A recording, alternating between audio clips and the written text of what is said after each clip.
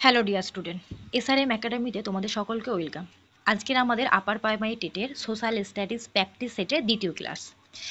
আমি তোমাদের এই ক্লাসে ইতিহাস, ভূগোল এবং রাষ্ট্রবিজ্ঞান থেকে মিক্স প্র্যাকটিস সেট করাবো। তোমরা অবশ্যই এই ক্লাসটি মনোযোগ সহকারে দেখবে এবং যারা এখনও পর্যন্ত চ্যানেলটিকে সাবস্ক্রাইব করোনি তারা অবশ্যই সাবস্ক্রাইব করে পাশে থাকবে। তাহলে চলো শুরু করা যাক আজকের ক্লাসটি। দেখো, কালকের আমরা 15টি প্রশ্ন প্র্যাকটিস করেছিলাম, আজকে আমরা 16টা থেকে শুরু করব। তোমরা অবশ্যই আমার সাথে সাথে প্রশ্নের অ্যান্সার করার চেষ্টা করবে এবং তোমাদের স্কোর কত হচ্ছে অবশ্যই আমাকে কমেন্টের মাধ্যমে জানাবে। তাহলে এখানে কি বলা হয়েছে, পৃথিবীর 0 ডিগ্রি দ্রাঘিমাংশকে কি বলা হয়? অপশানে বলেছে বিষুবরেখা রেখা, বি গিনিচ রেখা, সি কর্কটক্রান্তি রেখা, ডি মকরক্রান্তি। তাহলে এখানে সঠিক অ্যান্সার কোনটা হয়ে যাবে? পৃথিবীর 0 ডিগ্রি দ্রাঘিমা রেখাকে বলা হয় গিনিচ রেখা। তাহলে পৃথিবীর 0 ডিগ্রি দ্রাঘিমাংশকে কি বলা হয় না, গিনিচ রেখা। এবার আমরা এর সম্বন্ধে একটু জানবো। বলছে 0 ডিগ্রি দ্রাঘিমাংশকে গিনিচ মেরিডিয়ানও বলা হয়। তাহলে 0 ডিগ্রি দ্রাঘিমাংশকে গিনিচ মেরিডিয়ান বলা হয়। এটি ইংল্যান্ডের, এই গিনিচটি কোথাতে যাচ্ছে না, এটি ইংল্যান্ডের গিনিচ শহরের মধ্যে দিয়ে গেছে, ইংল্যান্ডের লন্ডনের মধ্যে দিয়ে এটি গেছে। সমস্ত দেশের স্থানীয় সময় কিন্তু এই রেখার ভিত্তিতেই নির্ধারিত হয়। নেক্সট দেখো, 17 থেকে প্রশ্নে বলা হয়েছে ভারতের কোন রাজ্যকে 5 নদীর দেশ বলা হয়? অপশান বলছে হরিয়ানা, পাঞ্জাব, গুজরাট নাকি বিহার। তাহলে এখানে সঠিক অ্যান্সার কোনটা হয়ে যাবে? ভারতে 5 নদীর রাজ্য বলা হয় পাঞ্জাবকে। অপশান বি এখানে সঠিক অ্যান্সার। এর সাথে তোমাদের ইম্পর্টেন্ট পয়েন্টে বলা হয়েছে পাঞ্জাব শব্দের অর্থ হলো 5 নদী। তাহলে পাঞ্জাব শব্দের অর্থ কি না, 5টি নদী। এই 5টি নদী কি কি? বেয়াস, শতদ্রু, রবি, চেনাব এবং ঝিলম। এই 5টি নদী নিয়ে এই রাজ্যের নামের উৎপত্তি হয়েছে। এই অঞ্চল, এই পাঞ্জাব অঞ্চলটি বলছে ভারতের কৃষি উৎপাদনের মূল একটি কেন্দ্রবিন্দু। নেক্সট দেখো, 18 থেকে প্রশ্ন বলা হয়েছে ভারতের সংসদ কটি কক্ষ নিয়ে গঠিত? তাহলে ভারতের সংসদ কটি কক্ষ নিয়ে গঠিত? এটি পলিটিক্সের ওপর থেকে রাখা হয়েছে। অপশানে বলছে 1 কক্ষ, অপশান বি 2 কক্ষ, অপশান সি 3 কক্ষ, অপশান ডি 4 কক্ষ। তাহলে এখানে সঠিক অ্যান্সার কোনটা হবে? না, ভারতের সংসদে মোট 2টি কক্ষ। এই 2টি কক্ষ কি কি চলো দেখে নিই। দেখো, ভারতের সংসদ হলো দ্বিকক্ষ বিশিষ্ট। প্রথম কক্ষ হলো উচ্চ কক্ষ, যেটি হলো রাজ্যসভা। তাহলে প্রথম কক্ষ হলো উচ্চ কক্ষ, যেটি রাজ্যসভা, এবং নিম্ন কক্ষ লোকসভা। এবার তোমাদেরকে জানতে হবে এখান থেকে, এই যে উচ্চ কক্ষ রাজ্যসভা, এই রাজ্যসভার সভাপতি করেন কে? মনে রাখবে, রাজ্যসভার সভাপতিত্ব করেন উপরাষ্ট্রপতি। এবং নিম্ন কক্ষ লোকসভা, এই লোকসভার সভাপতিত্ব করেন স্পিকার। এটা কিন্তু তোমরা মনে রাখবে, এই 2 কক্ষ মিলিয়ে দেশের আইন প্রণয়ন করা হয়। নেক্সট প্রশ্ন দেখো, 19 দাগের প্রশ্নে বলেছে রাষ্ট্রপতির নির্বাচন কে করে থাকেন? অপশানে বলছে প্রধানমন্ত্রী, অপশান বি সংসদের সদস্যরা, অপশান সি নির্বাচক মণ্ডলী, অপশান ডি সুপ্রিম কোর্ট। তাহলে এখানে সঠিক অ্যান্সার কোনটা হবে? না, রাষ্ট্রপতিকে নির্বাচন করে থাকেন নির্বাচক মণ্ডলী। এই নির্বাচক মণ্ডলী বলতে আমরা কি জানি দেখে নাও। বলা হচ্ছে রাষ্ট্রপতি নির্বাচিত হন এক বিশেষ নির্বাচক মণ্ডলীর মাধ্যমে। এতে সংসদের উভয় কক্ষ, সংসদের উভয় কক্ষ মানে আমি এক্ষুনি বলেছি, সংসদের উচ্চ কক্ষ এবং নিম্ন কক্ষের কথা বলা হয়েছে, ও রাজ্যের বিধানসভার নির্বাচিত সদস্যরা এতে অংশ নেন। এটি পরোক্ষ নির্বাচনের একটি দৃষ্টান্ত। তাহলে তোমরা এখান থেকে জানতে পারলে যে রাষ্ট্রপতি কিভাবে নির্বাচিত হয়। নেক্সট দেখো, 20 থেকে প্রশ্নে বলা হয়েছে ভারতের সংবিধান কবে কার্যকর হয়েছিল? অপশানে বলছে 15ই আগস্ট 1947, অপশান বিতে 26শে January 1950, option C 2 November 1948, option D 26শে জানুয়ারি 1948। তাহলে এখানে সঠিক অ্যান্সার কোনটা হবে তোমরা দেওয়ার চেষ্টা করো। দেখো, এখানে সঠিক অ্যান্সার হয়ে যাবে অপশান বি 26শে জানুয়ারি 1950। তাহলে 26শে জানুয়ারি 1950 আমাদের ভারতের সংবিধান কার্যকর হয়েছিল। নেক্সট দেখো, বলছে 26শে জানুয়ারি 1950 সালে ভারতের সংবিধান কার্যকর হয়। এই দিনটি আজও প্রজাতন্ত্র দিবস হিসেবে কিন্তু পালিত হয়। এই দিন থেকে ভারত একটি পূর্ণ প্রজাতান্ত্রিক রাষ্ট্রে পরিণত হয়। নেক্সট, 21 দাগের প্রশ্নে খুব গুরুত্বপূর্ণ একটি প্রশ্ন, ইতিহাস থেকে রাখা হয়েছে। বলছে 1857 সালে বিদ্রোহের সূচনা কোথায় হয়েছিল? তোমরা জানো 1857 সালে যে মহাবিদ্রোহ হয়েছিল সেই বিদ্রোহের সূচনাটা কোথায় হয়েছিল? অপশানে বলছে দিল্লি, অপশান বিতে Meerut, option C Kanpur, option D Lucknow. তাহলে এখানে সঠিক অ্যান্সার কোনটা হবে? না, 1857 সালে বিদ্রোহ হয়েছিল সেটা হলো মিরাটে। মিরাটে এই 1857 সালে যে মহাবিদ্রোহর সূচনা ঘটেছিল। এর সাথে তোমাদের আরো মনে রাখতে হবে 10 মে এই বিদ্রোহটা হয়েছিল কবে শুরু? না, 10 মে 1857 সালে মিরাটে প্রথম বিদ্রোহের আগুন জ্বলে ওঠে। সিপাহীরা ইংরেজদের বিরুদ্ধে বিদ্রোহ ঘোষণা করে দিল্লি থেকে তারা অগ্রসর হয়। এই ঘটনাকেই ভারতের প্রথম স্বাধীনতার সংগ্রামও বলা হয়। নেক্সট প্রশ্ন দেখো, 22 দাগে প্রশ্নে বলা হয়েছে বন্দে মাতারাম গানটি কোন গ্রন্থ থেকে নেওয়া হয়েছে? অপশানে বলছে Anandamath, option B Durgesh Nandini, option C Debi Chaudhurani, option D Kapalkundala. তাহলে এই বন্দে মাতারাম গানটি কোন গ্রন্থ থেকে নেওয়া হয়েছে? এখানে সঠিক অ্যান্সার হবে আনন্দমঠ।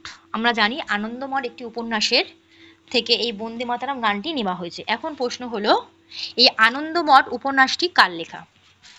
দেখো, সাহিত্য সম্রাট বঙ্কিমচন্দ্র চট্টোপাধ্যায়ের লেখা আনন্দমঠ উপন্যাস। তাহলে আনন্দমঠ উপন্যাসটি কার লেখা? না, বঙ্কিমচন্দ্র চট্টোপাধ্যায়। এই বঙ্কিমচন্দ্র চট্টোপাধ্যায়েরই আনন্দমঠ উপন্যাস থেকেই বন্দে মাতরম গানটি রয়েছে।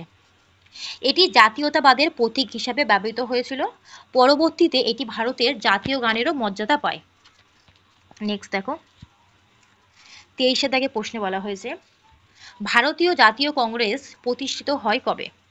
ভারতীয় জাতীয় কংগ্রেস প্রতিষ্ঠিত হয় কবে? খুব গুরুত্বপূর্ণ একটি প্রশ্ন ইতিহাস থেকে। অপশানে বলছে 1857, option B 1885, option C 1905, option D 1920। তাহলে এখানে সঠিক অ্যান্সার কোনটা হবে? ভারতীয় জাতীয় কংগ্রেস প্রতিষ্ঠিত হয় 1885 খ্রিস্টাব্দে। তাহলে এই জাতীয় কংগ্রেস কে প্রতিষ্ঠিত করে? না, 1885 সালে ও হিয়মের উদ্যোগে ভারতীয় জাতীয় কংগ্রেস প্রতিষ্ঠিত হয়। তাহলে 1885 খ্রিস্টাব্দে ও হিয়মের উদ্যোগে ভারতীয় জাতীয় কংগ্রেস প্রতিষ্ঠিত হয় এবং এর প্রথম অধিবেশন হয় বোম্বেতে। এটি ভারতীয় জাতীয় আন্দোলনের ভিত্তি স্থাপন করে। নেক্সট প্রশ্ন দেখো, 24 দাগে প্রশ্নে বলা হয়েছে গান্ধীজির নেতৃত্বে অসহযোগ আন্দোলন শুরু হয় কবে? অপশান এতে বলছে 1917, অপশান বি 1919, নাকি 1920, 1930। তাহলে অসহযোগ আন্দোলন কবে শুরু হয়? তোমরা অ্যান্সার করার চেষ্টা করো। 24 দাগের প্রশ্নের জন্য সঠিক অ্যান্সার হয়ে যাবে অপশান সি 1920। গান্ধীজির অসহযোগ আন্দোলন শুরু হয় 1920 খ্রিস্টাব্দে। দেখো, 1920 সালে জালিয়ানওয়ালাবাগের হত্যাকাণ্ডের প্রতিবাদে গান্ধীজির নেতৃত্বে অসহযোগ আন্দোলন শুরু হয়। এই আন্দোলনে সরকারি প্রতিষ্ঠান, বিদেশি পণ্য ও শিক্ষা বয়কট করা হয়। এটি ভারতীয় স্বাধীনতা সংগ্রামে নতুন গতি আনে। নেক্সট প্রশ্ন দেখো, 25 দাগের প্রশ্ন কি বলেছে পৃথিবীর সর্ববৃহৎ মহাসাগর কোনটি? তাহলে পৃথিবীর সব থেকে বড় মহাসাগর কোনটি? অপশান এতে বলছে আটলান্টিকা মহাসাগর, ভারত মহাসাগর, নাকি প্রশান্ত মহাসাগর, নাকি আর্কটিক মহাসাগর। তাহলে এখানে সঠিক অ্যান্সার কোনটা হবে? না, 25 দাগের প্রশ্নের জন্য সঠিক অ্যান্সার হয়ে যাবে পৃথিবীর সর্ববৃহৎ মহাসাগর হলো প্রশান্ত মহাসাগর। নেক্সট দেখো, বলছে প্রশান্ত মহাসাগর পৃথিবীর প্রায় 1/3 এলাকা জুড়ে রয়েছে। এর গভীরতম স্থান হলো মারিয়ানা খাত। এটি খুব ইম্পর্টেন্ট একটি প্রশ্ন যে পৃথিবীর গভীরতম স্থান হলো মারিয়ানা খাত। এটি পৃথিবীর সবচেয়ে বিস্তৃত ও গভীর একটি মহাসাগর। নেক্সট দেখো, 26 দাগের প্রশ্নে ভূগোল থেকে বলা হয়েছে পৃথিবীর বায়ুমণ্ডলের প্রধান গ্যাস কোনটি? তাহলে বায়ুমণ্ডলের প্রধান গ্যাস বা বায়ুমণ্ডলের মধ্যে সব থেকে বেশি পরিমাণে যে গ্যাসটি রয়েছে সেই গ্যাসটির নাম কি? অপশানে বলেছে oxygen, nitrogen, carbon die oxide, argon. তাহলে বায়ুমণ্ডলের সব থেকে বেশি পরিমাণে রয়েছে কোন গ্যাস বা বায়ুমণ্ডলের প্রধান গ্যাস? এখানে সঠিক অ্যান্সার হয়ে যাবে অপশান বি নাইট্রোজেন। পৃথিবীর বায়ুমণ্ডলে সব থেকে বেশি পরিমাণে আছে বা এটিকে প্রধান গ্যাসও বলা হয়ে থাকে। নেক্সট দেখো, বলছে বায়ুমণ্ডলের প্রায় 78% বা 78.08 আমরা বলতে পারি অংশ না, নাইট্রোজেন গ্যাস দ্বারা গঠিত। এটি উদ্ভিদের বৃদ্ধি ও মৃত্তিকা উর্বরতায় গুরুত্বপূর্ণ ভূমিকা রাখে এবং নাইট্রোজেনের পরে যেটি সব থেকে বেশি রয়েছে সেটি হলো অক্সিজেন। অক্সিজেনের পরে দ্বিতীয় সর্বাধিক গ্যাস, তাহলে নাইট্রোজেনের পরে দ্বিতীয় সর্বাধিক গ্যাস হলো অক্সিজেন। নেক্সট প্রশ্ন দেখো, সূর্যগ্রহণ কোন অবস্থায় ঘটে? অপশান এতে বলছে পৃথিবী সূর্যের সামনে, অপশান বি চাঁদ সূর্য ও পৃথিবীর মাঝে, অপশান সিতে বলেছে সূর্য যখন পৃথিবী ও চাঁদের মাঝে, অপশান ডি পৃথিবী ও চাঁদ পাশাপাশি থাকে। তাহলে সূর্যগ্রহণ কোন অবস্থায় ঘটে? না, এখানে সঠিক অ্যান্সার হবে অপশান বি, যখন চাঁদ সূর্য ও পৃথিবীর মাঝে আসে তখন সূর্যগ্রহণ ঘটে। নেক্সট দেখো, বলছে সূর্যগ্রহণ ঘটে যখন চাঁদ সূর্য ও পৃথিবীর মাঝখানে আসে, ফলে সূর্যের আলো আংশিকভাবে সম্পূর্ণভাবে ঢাকা পড়ে যায়। এটি নতুন দিনের ঘটে, নতুন চাঁদের দিনে ঘটে। নেক্সট প্রশ্ন, 28 দাগের প্রশ্নে বলা হয়েছে ভারতীয় সংবিধানের সর্বোচ্চ ব্যাখ্যাকার কে?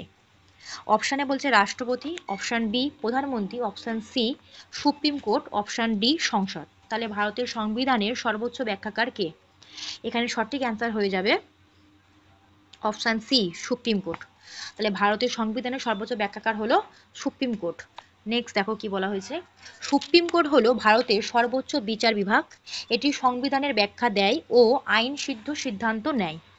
সংবিধান রক্ষাই হলো এর প্রধান কাজ। নেক্সট প্রশ্ন, মৌলিক কর্তব্য প্রথম কোথায় যুক্ত করা হয়?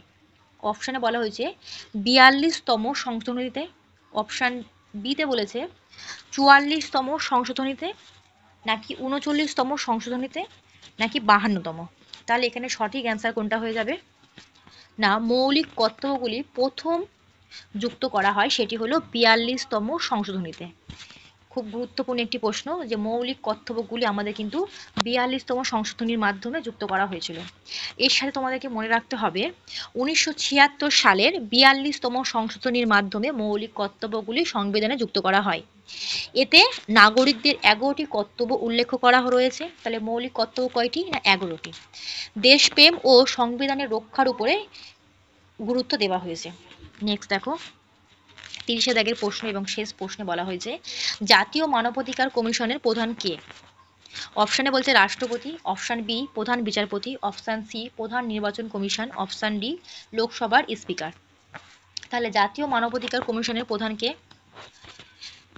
এখানে সঠিক অ্যান্সার হয়ে যাবে অপশান বি প্রধান বিচারপতি। তাহলে জাতীয় মানবাধিকার কমিশনের প্রধান হলেন প্রধান বিচারপতি। এর সাথে আমাদেরকে জানতে হবে জাতীয় মানবাধিকার কমিশনের প্রধান হলেন সাধারণত ভারতের সাবেক প্রধান বিচারপতি হয়ে থাকে। এই কমিশনের মানবাধিকার রক্ষা ও তদন্তের কাজ করে থাকে, মানুষের মৌলিক স্বাধীনতা রক্ষায় একটি গুরুত্বপূর্ণ ভূমিকা রাখে। এই ছিল তোমাদের 25টি প্রশ্ন। তোমাদের কেমন লাগলো প্রশ্নগুলি অবশ্যই কমেন্টে জানাবে, এবং তোমরা যদি আরও প্র্যাকটিস করতে চাও তাহলে আমাকে কমেন্টে জানাবে। আমি নেক্সট দিন থেকে আরও বেশি করে প্রশ্ন আনার চেষ্টা করব। তোমাদের স্কোর কত হলে 15টি প্রশ্ন তোমরা কিন্তু কমেন্টের মাধ্যমে আমাকে জানাবে। সবাই সুস্থ থাকবে, ভালো থাকবে, দেখা হবে নেক্সট ক্লাসে। Thank you.